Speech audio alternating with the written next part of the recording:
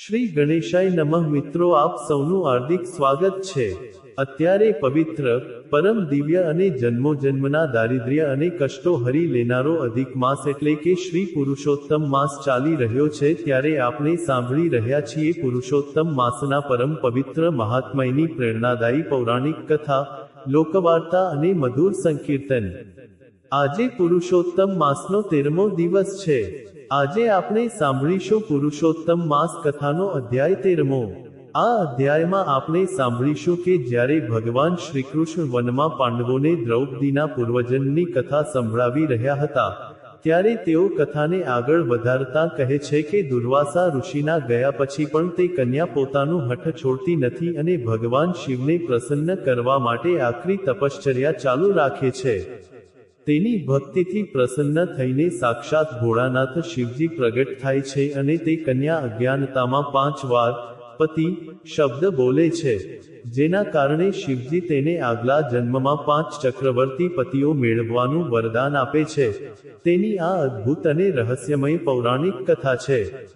આ સાથે જ આપણે સાંભળીશું ધન, દોલત અને વૈભવના નશામાં અંધ બનેલા સાધુ સંતોને ધૂતકારનારા અહંકારી ગોપાલ શેઠ અને પ્રભુ વિષ્ણુની પરમ સાધ્વી, દયાળુ, પતિવ્રતા અને પવિત્ર પત્ની લક્ષ્મીની હૃદયસ્પર્શી અને ચમત્કારિક લોકવાર્તા। જો આપને આ વિડિયો અને કથા શ્રવણ પસંદ આવે તો લાઈક કરજો અને અન્ય ધર્મપ્રેમી ભક્તો તથા આપના સ્નેહી મિત્રો સાથે શેર કરજો। જો આપ પહેલી વખત આ વિડિયો જોઈ રહ્યા છો તો ચેનલને સબસ્ક્રાઇબ કરી લેજો, જેથી આવનારા તમામ 30 દિવસના નવા અધ્યાયોની માહિતી આપ સુધી દરરોજ સૌથી પહેલા પહોંચી શકે। ધન્યવાદ મિત્રો। દર 3 વર્ષે આવતો આ પવિત્ર પુરુષોત્તમ માસ માનવ જીવનના કલ્યાણ માટે ઘણો મહત્વપૂર્ણ માનવામાં આવે છે। ખાસ કરીને ભક્તિ, જ્ઞાન, વૈરાગ્ય, પાપ મુક્તિ અને આત્મશક્તિ પ્રાપ્ત કરવા માટે પુરુષોત્તમ માસ સમગ્ર સનાતન ધર્મમાં સર્વશ્રેષ્ઠ ગણાય છે। આ આખો પવિત્ર મહિનો સાક્ષાત ભગવાન શ્રી નારાયણને સમર્પિત છે, જેમાં જગતના પાલનહાર ભક્તવત્સલ ભગવાન શ્રીકૃષ્ણની વિશેષ ભક્તિ, પૂજા, જપ અને અર્ચના થાય છે। સ્વયં પુરુષોત્તમ ભગવાનનું વચન છે કે જે મનુષ્ય વિધિ અનુસાર શુદ્ધ અંતઃકરણથી મોહ માયા તજીને અને પૂર્ણ આદરથી આ માસનું સેવન કરે છે, કથા વાર્તા સાંભળે છે અને દીપદાન કરે છે, તે પોતાના આખા કુળનો ઉદ્ધાર કરીને અંતે અવશ્ય અક્ષય મોક્ષ પ્રાપ્ત કરે છે। તે ભાગ્યશાળી મનુષ્ય પૃથ્વી પર તમામ પ્રકારના ભૌતિક સુખ, સમૃદ્ધિ, ધન ધાન્ય, પુત્ર સુખ અને સર્વે સત મનોકામના પૂર્ણ કરીને અંતે પ્રભુના પરમધામ વૈકુંઠને પ્રાપ્ત કરે છે। પુરુષોત્તમ માસમાં નિત્ય વહેલી સવારે સૂર્યોદય પહેલા બ્રાહ્મ મુહૂર્તમાં ઉઠીને પવિત્ર નદી, તળાવ કે સરોવરમાં સ્નાન કરીને હાથમાં જળ અને તલ લઈને તલની તિલાંજલિ આપીને સૂર્યનારાયણ દેવને તાંબાના પાત્રમાંથી અર્ઘ્ય દેવાય છે। સાક્ષાત સૂર્યનારાયણ દેવ જે ભગવાન નારાયણનું જ પ્રત્યક્ષ સાકાર બ્રહ્મ સ્વરૂપ મનાય છે, તેમની આ દિવસોમાં વિધિવત 16 ઉપચારોથી પૂજા થાય છે અને પિતૃઓને નરકવાસમાંથી તૃપ્ત કરવા માટે તર્પણ પણ કરાય છે। શાસ્ત્રો, વેદો અને પુરાણોમાં સ્પષ્ટ કહેવાય છે કે આ માસમાં જે કંઈ પણ આપણે નાનું મોટું દાન પુણ્ય કરીએ છીએ, અન્નદાન, વસ્ત્રદાન, પાઠ પૂજા, વ્રત એન ઉપવાસ કે રામ નામનો જપ કરીએ છીએ, તેનું સામાન્ય દિવસો કરતાં 1000 ગણું પુણ્ય ફળ પ્રાપ્ત થાય છે। એટલા માટે જ તો આ માસને અધિક માસ કહેવાય છે, કારણ કે અહીં સામાન્ય જીવને પ્રભુ તરફથી અધિકથી અધિક ફળ અને અદ્ભુત કૃપા પ્રાપ્ત થાય છે। આજે આપણે સાંભળશું પુરુષોત્તમ માસના 13મા દિવસના મહાત્મયની મુખ્ય પૌરાણિક કથા, એટલે કે ભગવાન શિવનું પ્રગટ થવું અને કન્યાને મળેલો શ્રાપરૂપી વરદાન। બોલો પુરુષોત્તમ ભગવાનની જય। મહાજ્ઞાની સુતજી નૈમિષારણ્યના 88,000 શૌનકાદી ઋષિઓને આગળ કથા સંભળાવતા કહે છે કે હે મુનિઓ, હવે તમે 13મા અધ્યાયની તે પરમ પવિત્ર અને ગુપ્ત કથા સાંભળો, જે સાક્ષાત ભગવાન નારાયણ બદ્રિકાશ્રમની પરમ શાંતિ આપનારી પવિત્ર ભૂમિ પર બેસીને દેવર્ષિ નારદજીને કહી રહ્યા છે। પ્રભુ નારાયણ બોલ્યા કે હે નારદ, જ્યારે 12મા અધ્યાયના અંતમાં મહામુનિ દુર્વાસા ઋષિ કન્યાને પુરુષોત્તમ માસના તિરસ્કાર બદલ શ્રાપ આપીને ચાલ્યા ગયા, ત્યારે તે કન્યા ભારે ભયભીત થઈ ગઈ। પરંતુ તેના મનમાં અહંકાર અને હઠ એટલી દ્રઢ હતી કે તેણે દુર્વાસા ઋષિની વાત ન માની અને પોતાનું શિવજીનું તપ વધારે ઉગ્ર બનાવી દીધું. તે એક પગ પર ઊભી રહીને, આકાશ તરફ હાથ જોડીને, પવનનો આહાર કરીને ઓમ નમઃ શિવાય ના મહામંત્રનો અવિરત જાપ કરવા લાગી. આમ ને આમ તેની તપશ્ચર્યાના સેંકડો વર્ષો વીતી ગયા. આખરે તે કન્યાની આકરી સાધના અને ધૈર્ય જોઈને દેવોના દેવ મહાદેવ સાક્ષાત ભગવાન શિવ પાર્વતીજી સાથે નંદી પર સવાર થઈને તે ઘનઘોર જંગલની વચ્ચે પ્રગટ થયા. ભગવાન શિવના જટામાંથી ગંગાજી વહી રહ્યા હતા. ગળામાં સર્પોની માળા હતી અને તેમના અંગમાંથી પરમ દિવ્ય અને શીતળ પ્રકાશ નીકળી રહ્યો હતો. શિવજીએ મધુર અવાજમાં કહ્યું કે હે મેધાવી ઋષિની પવિત્ર પુત્રી, તારી આ અડગ સાધના જોઈને હું અત્યંત પ્રસન્ન થયો છું. તારી કાયા સુકાઈ ગઈ છે પણ તારું પુણ્ય બહુ મોટું છે. માટે તારી જે પણ ઈચ્છા હોય તે માંગો, હું તને વરદાન આપવા આવ્યો છું. પ્રભુ શિવનો દિવ્ય અવાજ સાંભળી કન્યાએ આંખો ખોલી અને સામે જગતના પિતા ભોળાનાથને જોઈ તે ભાવવિભોર થઈ પ્રભુના ચરણોમાં પડી ગઈ. તે કન્યા વરદાન માંગવા માટે એટલી આકુળ વ્યાકુળ અને ઉતાવળી બની ગઈ કે વરદાન માંગતી વખતે તે પોતાના ભાન ભૂલી ગઈ. તેણે એક જ શ્વાસે પ્રભુ શિવ સામે 5 વાર બોલી નાખ્યું કે હે પ્રભુ, મને સર્વ ગુણ સંપન્ન પતિ આપો. મને પતિ આપો. મને પતિ આપો. મને પતિ આપો. મને પતિ આપો. કન્યાના મુખેથી એક સાથે 5 વાર પતિ શબ્દ નીકળતા જ ભોળાનાથ શિવજી મંદ મંદ હસવા લાગ્યા અને બોલ્યા કે હે કન્યા, તે તારા મુખેથી એક સાથે 5 વાર પતિ માંગ્યો છે અને સાક્ષાત શિવના મુખેથી નીકળેલી વાણી ક્યારેય વ્યર્થ જતી નથી. તે પૂર્વજન્મમાં પુરુષોત્તમ માસનો ઘોર અનાદર કર્યો હતો, જેના કારણે તારા ભાગ્યમાં આ જન્મમાં કોઈ સુખ નથી. પણ તે મારું તપ કર્યું છે, એટલે હું તને વરદાન આપું છું કે આગલા જન્મમાં તને એક નહીં પણ સાક્ષાત 5 મહાપરાક્રમી, ચક્રવર્તી અને તેજસ્વી પતિઓ પ્રાપ્ત થશે. આ સાંભળી તે કન્યા સ્તબ્ધ થઈ ગઈ અને રડવા લાગી કે હે પ્રભુ, સમાજમાં કોઈ સ્ત્રીના 5 પતિ હોઈ શકે નહીં. આ તો મારું અપમાન થશે. મને આ કેવું વરદાન આપ્યું? શિવજીએ ગંભીર થઈને કહ્યું કે હે પુત્રી, આ તારા પૂર્વજન્મના પુરુષોત્તમ માસના તિરસ્કારનું અને દુર્વાસા ઋષિના શ્રાપનું જ અંતિમ પરિણામ છે. તારું આ વરદાન આગલા જન્મમાં સાચું પડશે. તું રાજા દ્રુપદના ઘરે અગ્નિમાંથી યજ્ઞસેની દ્રૌપદી બનીને પ્રગટ થઈશ અને તારા 5 પતિઓ પાંડવો થશે. સંસાર તને સતી કહી પૂછશે પણ તારે અપમાનના કષ્ટો પણ ભોગવવા પડશે. આટલું કહી ભગવાન શિવ અંતર્ધ્યાન થઈ ગયા.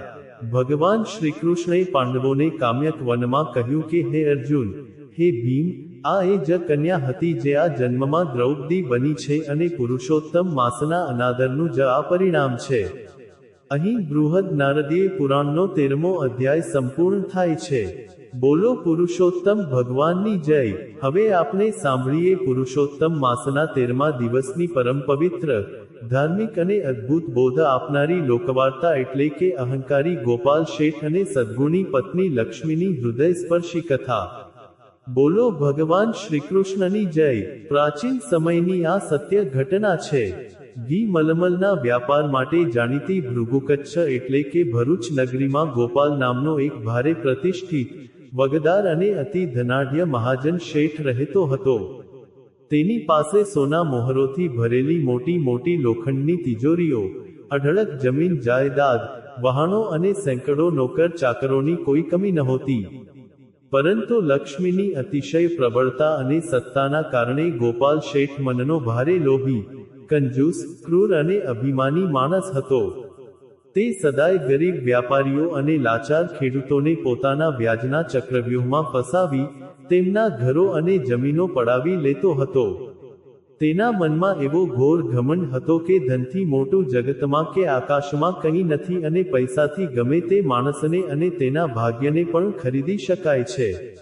ગોપાલ શેઠના ભવ્ય મહેલમાં ક્યારેય કોઈ ધર્મનું કાર્ય, પૂજા કે હરિ કીર્તન થતું નહોતું અને તેના ઘરના આંગણેથી ક્યારેય કોઈ ભિખારી, અનાથ કે ભૂખ્યા સાધુને અન્નનો એક નાનો દાણો પણ મળતો નહીં. તે સદાય રાડાપાડ કરી લાકડીઓ બતાવી ગરીબોને આંગણેથી હડધૂત કરી કાઢી મૂકતો હતો. ગોપાલ શેઠની પત્નીનું નામ લક્ષ્મી હતું. લક્ષ્મી પોતાના નામ પ્રમાણે જ અત્યંત મંગલકારી, ચરિત્રવાન, ગંગા જેવી પવિત્ર, દયાળુ અને ભગવાન નારાયણની પરમ ભક્ત સ્ત્રી હતી. તે નિત્ય સવારે વહેલા ઉઠી પ્રભુની પૂજા કરતી અને ગરીબોની આંતરડી ઠારવા માટે શેઠની ગેરહાજરીમાં નોકરોથી સંતાડીને અન્ન અને વસ્ત્રોનું ગુપ્ત દાન આપતી હતી. તે અવારનવાર ગોપાલ શેઠના પગ દબાવીને, હાથ જોડીને રડતી રડતી સાચા હૃદયથી વિનંતી કરતી કે હે નાથ, હે મારા સ્વામી, આ ગરીબોને સતાવીને મેળવેલું અનીતિનું ધન આપણને ક્યારેય શાંતિ કે સુખ નહીં આપે. લક્ષ્મી તો ચંચળ છે અને અહંકારનો નાશ નક્કી છે, માટે આપ આપનો આ અહંકાર છોડો અને થોડું દાન પુણ્ય કરો, ભગવાનથી ડરો. પણ અહંકારી ગોપાલ શેઠ પત્નીની આવી પવિત્ર અને જ્ઞાનની વાત હસી કાઢતો, તેને મૂર્ખ કહેતો અને તેનું ઘોર અપમાન કરી ઓરડામાંથી કાઢી મૂકતો હતો. સમય પોતાની અવિરત ગતિએ વીતતો ગયો અને ગોપાલ શેઠના પાપનો ઘડો પૂરેપૂરો ભરાઈ ગયો. એક વર્ષે તે નગરમાં અચાનક કુદરતનો કોપ થયો અને મધ્યરાત્રિએ ભયાનક વાવાઝોડું અને પૂર આવ્યું.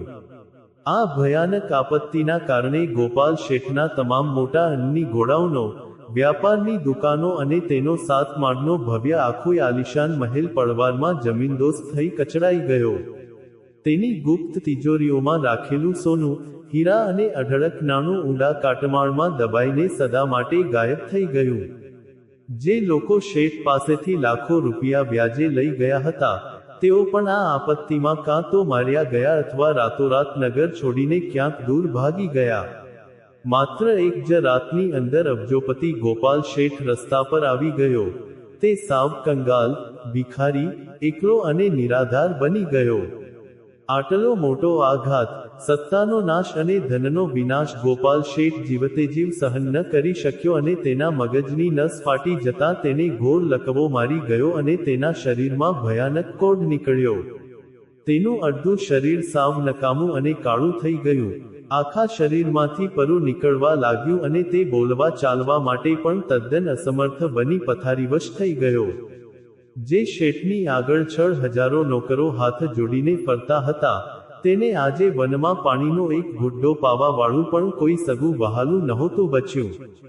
તેના તમામ સગા સંબંધીઓ, ભાઈઓ અને સ્વાર્થી મિત્રો તેને આ ભયાનક રોગ અને ગરીબાઈની હાલતમાં છોડીને પોતાનું મોં ફેરવી ચાલ્યા ગયા.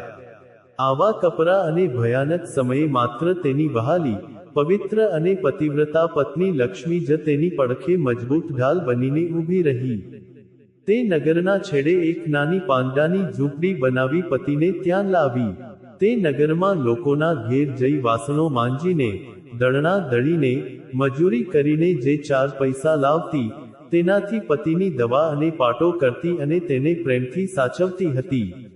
ગોપાલ પથારીમાં પડ્યો આખો દિવસ દર્દથી તડપતો હતો, આંસુ વહાવતો હતો અને પોતાના અહંકાર તથા પાપોને યાદ કરી અંદરથી વ્યાકુળ થતો હતો. સમય જતાં તે જ સમયે પૃથ્વી પર પરમ પવિત્ર, સર્વ પાપનાશક, અક્ષય પુણ્ય આપનારો શ્રી પુરુષોત્તમ માસ અધિક માસનો શુભ પ્રારંભ થયો.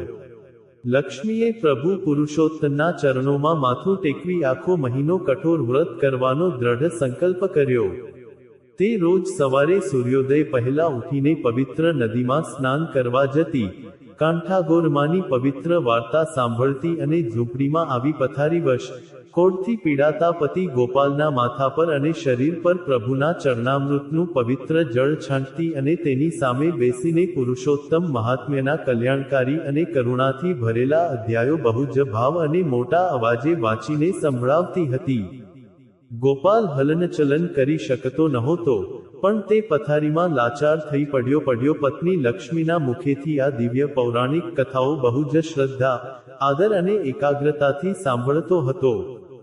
જેમ જેમ કથાના પવિત્ર શબ્દો દરરોજ તેના કાનમાં ગયા, તેમ તેમ પુરુષોત્તમ ભગવાનની દિવ્ય માયાથી ગોપાલ શેઠનું પાષાણ જેવું કઠોર હૃદય પીગળવા લાગ્યો. તેનો સઘળો અહંકાર, લોભ અને ઘમંડ ઓગળી ગયા, અને તેને જ્ઞાન થયું કે ધન તો માત્ર હાથનો મેલ છે, સાચું ધન તો પ્રભુની ભક્તિ અને સંતોષ છે. તેની આંખોમાંથી પસ્તાવાના આંસુઓની નદી વહેવા લાગી. તે મનોમન પ્રભુ નારાયણની ક્ષમા માંગવા લાગ્યો કે હે દીનદયાળ, હે કરુણાનિધાન, મેં આખી જિંદગી ગરીબોને સતાવ્યા, ખેડૂતોની જમીનો છીનવી, સાધુઓનો અનાદર કર્યો, પવિત્ર પત્નીને મારી, મને મારા પાપની યોગ્ય સજા મળી છે. પ્રભુ, મને આ રોગથી મુક્તિ ન આપો તો કાંઈ નહીં, પણ કૃપા કરી મારા આ અશુદ્ધ આત્માનો ઉદ્ધાર કરો. આખો મહિનો લક્ષ્મીએ પાણી પીને આકરું વ્રત કર્યું અને ગોપાલ ઘોર પથારીમાં સૂતા સૂતા માત્ર સાચો પસ્તાવો કરી એકચિત્તે કથા શ્રવણનું પરમ પુણ્ય મેળવ્યું. પુરુષોત્તમ માસના વ્રતના પરમ પ્રભાવથી અને કથા શ્રવણના અમોઘ પુણ્યથી વ્રતના અંતિમ દિવસે એટલે કે અમાસના દિવસે એક બહુ મોટો અને અકલ્પનીય ચમત્કાર થયો. વ્રતના છેલ્લા દિવસે જ્યારે લક્ષ્મી પ્રભુ પુરુષોત્તમની અંતિમ આરતી ઉતારી રહી હતી અને કપૂર પ્રગટાવી ઘંટડી વગાડી રહી હતી, ત્યારે અચાનક ગોપાલના લકવાગ્રસ્ત અને કોઢવાળા અંગોમાં એક દિવ્ય શક્તિનો સંચાર થયો. તેનું આખું શરીર પળવારમાં જ એકદમ સ્વસ્થ, સુંદર, રોગમુક્ત, કોઢ વગરનું અને સોના જેવું તેજસ્વી બની ગયું. તે કૂદકો મારી પથારીમાંથી ઊભો થઈ ગયો અને દોડીને પત્ની લક્ષ્મીના ચરણો પકડી લીધા અને હર્ષના આંસુ વહાવતા બોલ્યો કે હે દેવી, તું મારી પત્ની નહીં પણ સાક્ષાત પ્રભુની મોકલેલી દૂત છે. તારી ભક્તિ અને આ પવિત્ર પુરુષોત્તમ માસના પ્રતાપે આજે આ પાપી ગોપાલને નવું જીવન અને એને નવી દિવ્ય બુદ્ધિ મળી છે. તે જ ક્ષણે આખી ઝૂંપડીની અંદર કરોડો સૂર્ય સમાન એક દિવ્ય પ્રકાશ ફેલાયો અને સાક્ષાત ભગવાન પુરુષોત્તમ ચતુર્ભુજ સ્વરૂપે હાથમાં શંખ ચક્ર ધારણ કરી રાધાજી અને લક્ષ્મીજી સાથે પ્રગટ થયા. પ્રભુના આવા અલૌકિક દર્શન કરતા જ બંને દંપતી આંસુ વહાવતા પ્રભુના શ્રી ચરણોમાં સાષ્ટાંગ દંડવત પ્રણામ કરી ઢળી પડ્યા. ભગવાને હસીને પોતાના કોમળ હાથે ગોપાલને બેઠો કર્યો અને મધુર વાણીમાં કહ્યું કે હે ગોપાલ, તારા પાપ બહુ મોટા અને ઘોર હતા, જેની સજા તને નરકમાં મળવાની હતી. પણ આ પવિત્ર માસમાં તે જે પરમ શ્રદ્ધાથી પત્નીના મુખેથી મારા મહાત્મયની કથા વાર્તાનું શ્રવણ કર્યું છે અને અંતઃકરણથી સાચો પસ્તાવો કર્યો છે, તેનાથી તારા તમામ 7 જન્મોના પાપો ભસ્મ થઈ ગયા છે. પ્રભુએ લક્ષ્મીને આશીર્વાદ આપ્યા કે તારી પવિત્રતા અને વ્રતથી તારો આખોય પરિવાર ધન્ય બન્યો છે. ભગવાને તેમની નાની પાંડાની ઝૂંપડીને સાક્ષાત હીરા મોતીથી જડાયેલા સોનાના સુંદર મહેલમાં બદલી નાખી અને કાટમાળમાં દબાયેલું તેમનું બધું જ ધન બમણું કરીને પાછું પૃથ્વી પર પ્રગટ કરી દીધું. ગોપ શેઠ તે દિવસથી તદ્દન બદલાઈ ગયો. તેણે પોતાના અઢળક ધનનો મોટો ભાગ ગરીબોની સેવા પાછળ, અનાથ આશ્રમો અને અન્નક્ષેત્રો ચલાવવામાં તથા ગાયોની વિશાળ ગૌશાળા બનાવવામાં વાપરી નાખ્યો અને પોતે પત્ની સાથે નિત્ય પ્રભુ પુરુષોત્તમની ભક્તિ કરવા લાગ્યો.